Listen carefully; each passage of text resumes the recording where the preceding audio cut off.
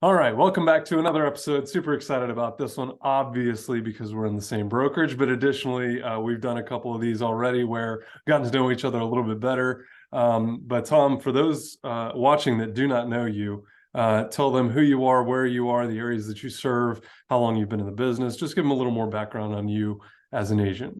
Sure. First of all, thanks for having me. Like you said, Of this is course. not the first time that we've done something like this, so we kind of can jump right in. It's nice. I'm Tom Worley. I work for Engel Völkers.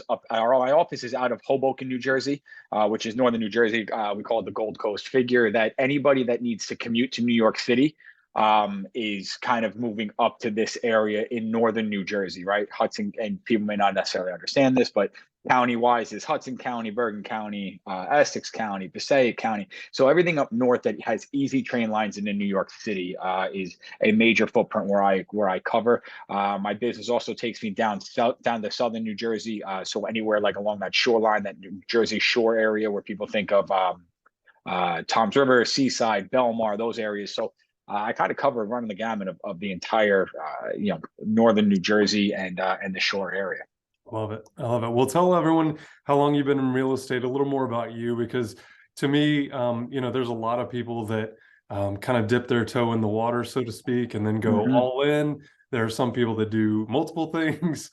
Yeah. One of the nice things about real estate, honestly, is that if you get your systems down, you can do a lot of different things Yep. within real estate or in conjunction with real estate. So a little more about you real quick.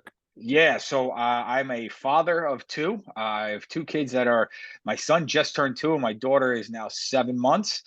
So things are busy around here. And you talk about people doing other things as well. I am a career Hoboken fire captain. I just recently actually got promoted to the position of captain. So my shift at the firehouse is 24 hours on, 72 hours off. So I go into the firehouse at 8 a.m., get off the next day at 8 a.m., come home, get squared away and into the real estate business I jumped. So you talk about having kind of two different lives and everything else. That's I hustle on two full-time careers. Yeah. So I get where people do that. Well, and I love that you shared that you're a dad first, because that's what I always try to tell people. Yeah. I'm a husband and I'm a father first, and then all the business and car stuff and everything else kind of comes after, because it really is an afterthought. And I've learned now, I just turned 40, life is short, and you get one chance at the family man thing and being a good Yep. husband. So I love that you started there, and it's going to be pretty obvious to to people why we connected.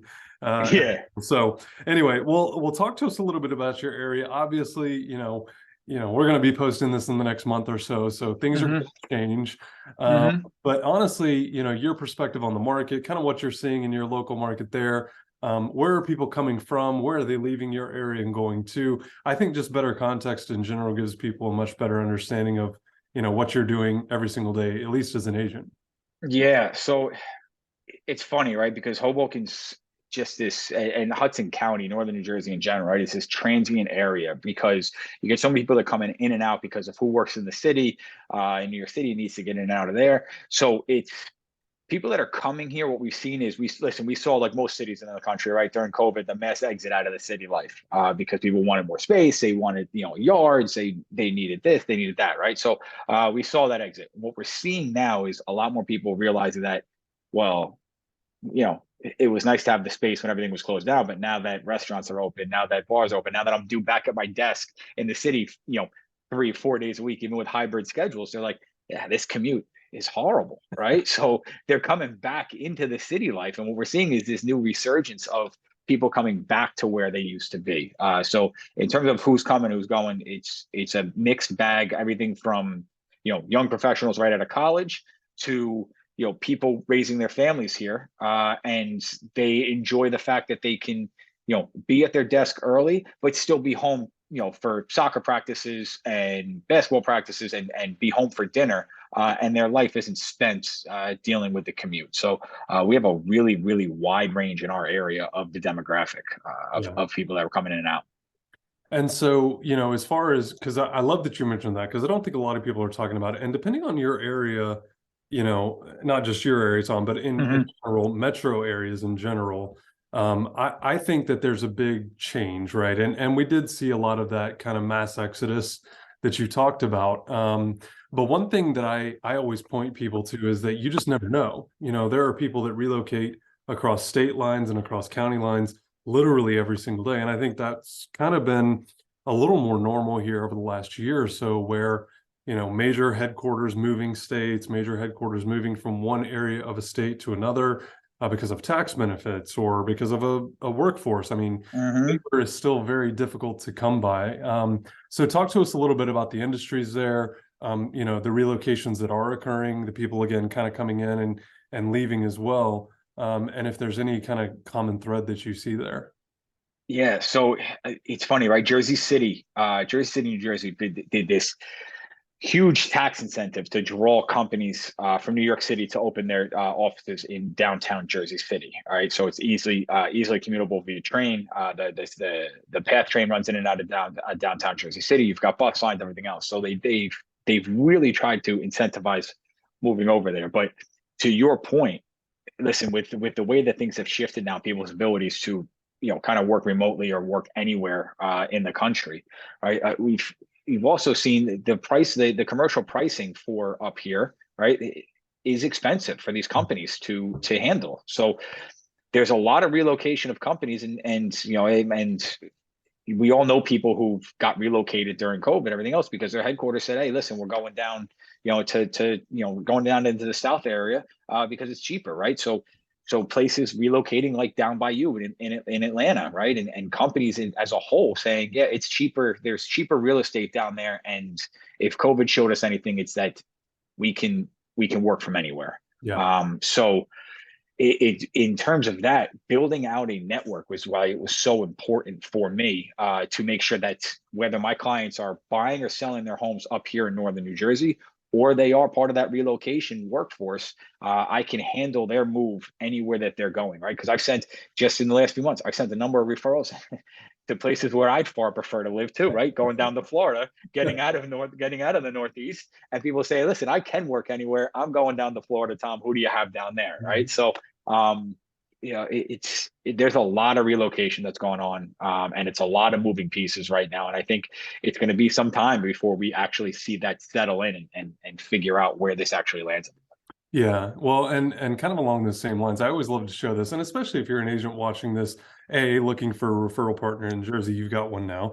Yep. But B, this is really unique because this is not common. So for those of you that are not familiar with this website, it's called howmoneywalks.com. If you click on explore the data, you're going to get a huge map of the United States. You can dive into a state and then furthermore into a county.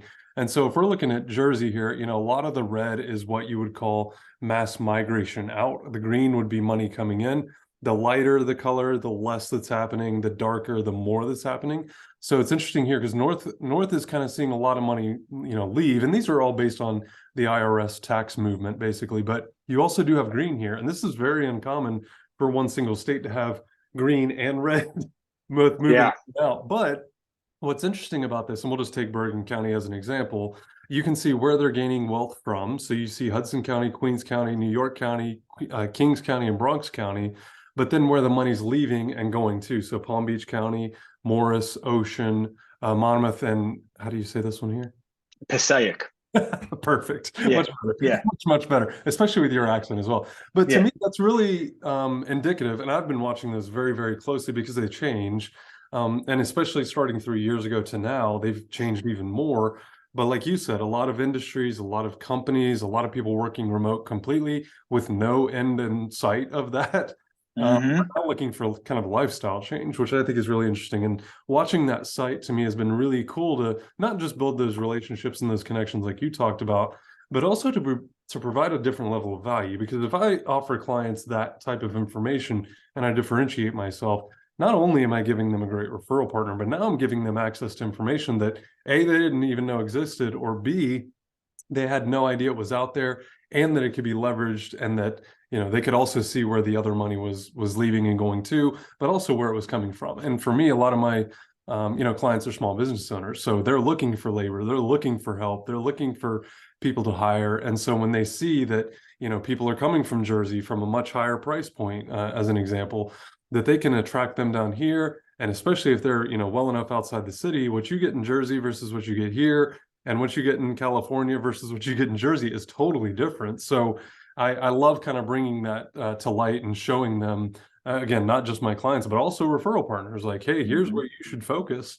Here's where I'm focused. And do you have a great connection there? And do I have one that I might be able to lend your way as well? But so talk a little bit about EV. I'd love to hear your perspective, especially as an agent, because I think a lot of people, drink the Kool-Aid of whatever brokers they're a part of. But I just curious to hear, another EV agent's perspective on the network, the maybe the learnings, the connections that you've made over the last couple of months here as well.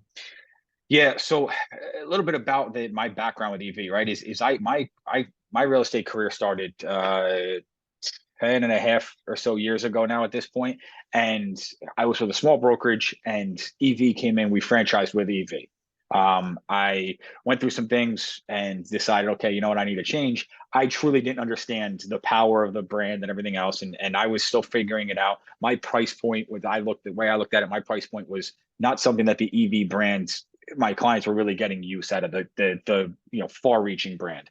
So I was like, you know what, I'm going to go someplace else. I can get a better split someplace else. I'm going to leave. I left for a couple of years, really restructured my entire business, built up, and got to a point where I went, okay, I need to figure something out. A good friend of mine ended up buying our brokerage in Hoboken. She and I sat down. The broker Lisa Troiano, who's our licensed partner up here, she and I sat down and had a long talk. What it looked like if I came back over, and I did.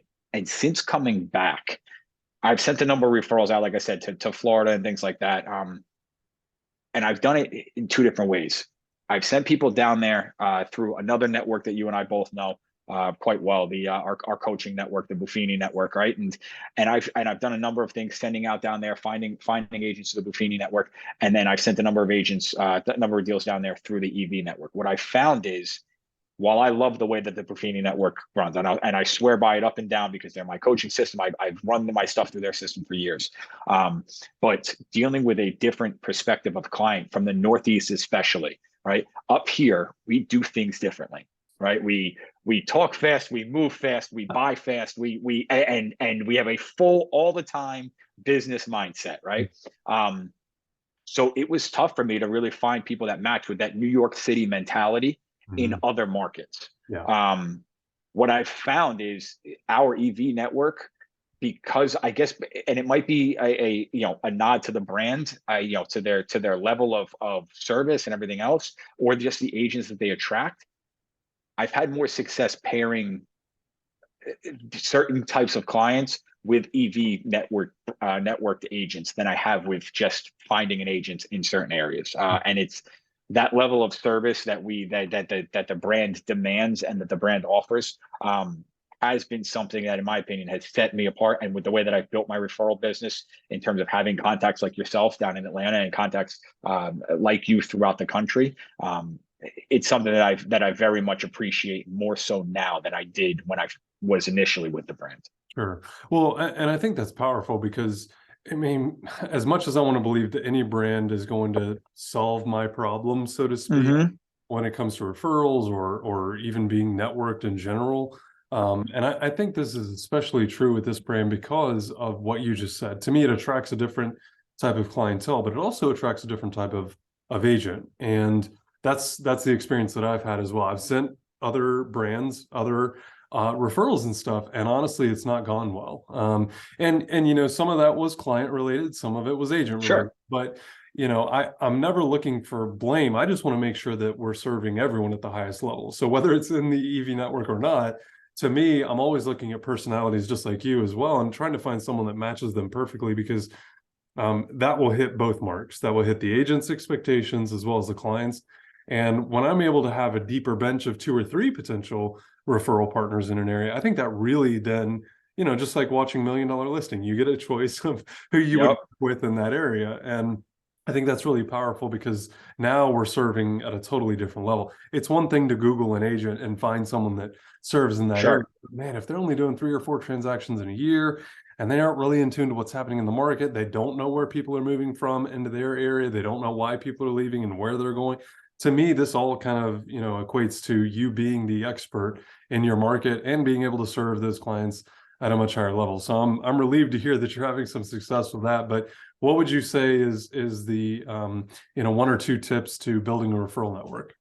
Yeah, and you've done it. I mean, on a much different level, right? And you've scaled yours much differently through the Facebook stuff. I watched the whole podcast that you were on with the Over Ask Pod, and you've the effort that you've put into the Porsche community and building that Facebook community has been something else for me. I've told a lot of my stuff. I've took a look at my business, wide angle lens, probably the last like year and a half. And I have found that a large percentage of my business, first of all, last year, super proud to say last year I was 100% referral based. And of that 100% referral base, a large number of that came from agent to agent referrals.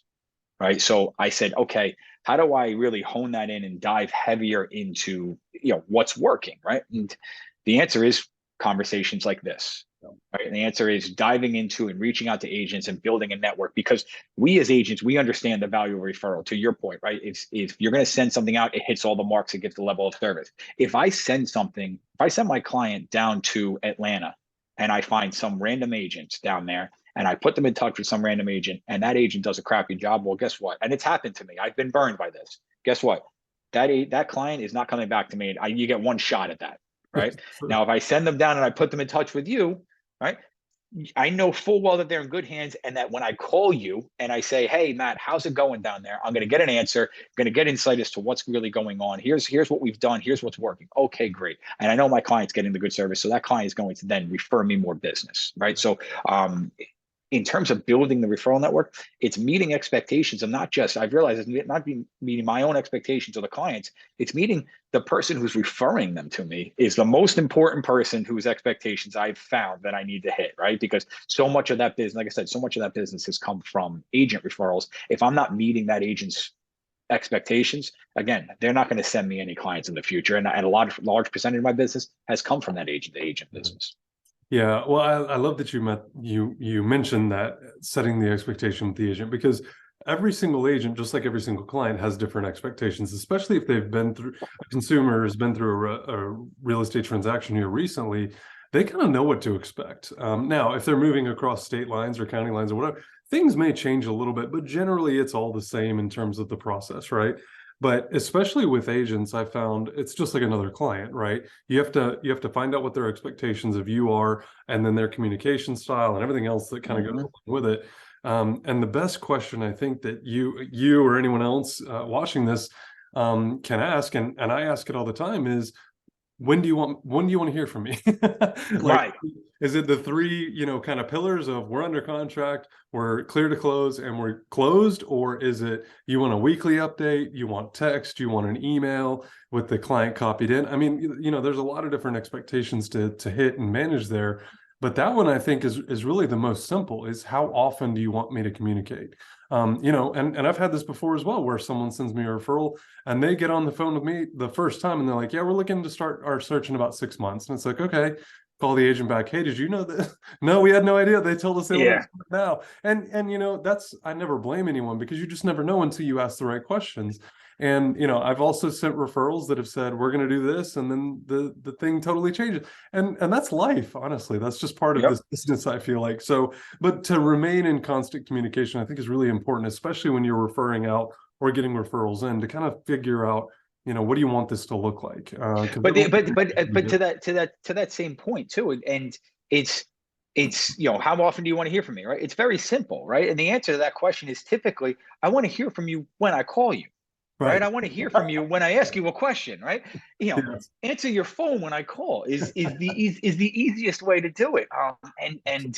The harsh truth is, not all agents get that.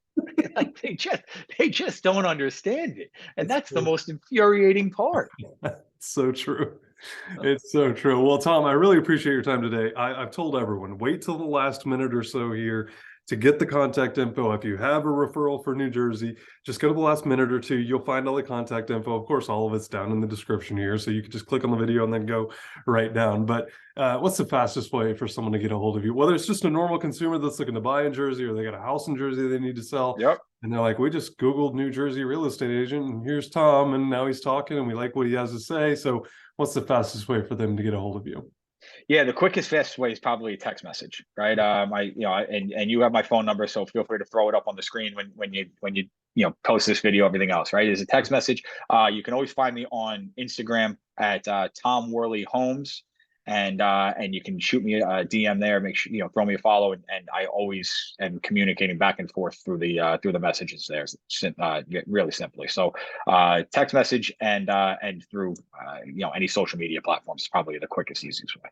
Perfect. Really, really, really appreciate it, my man. Thank you so much for doing this. Hey, cheers, man. Thank you. Thank you.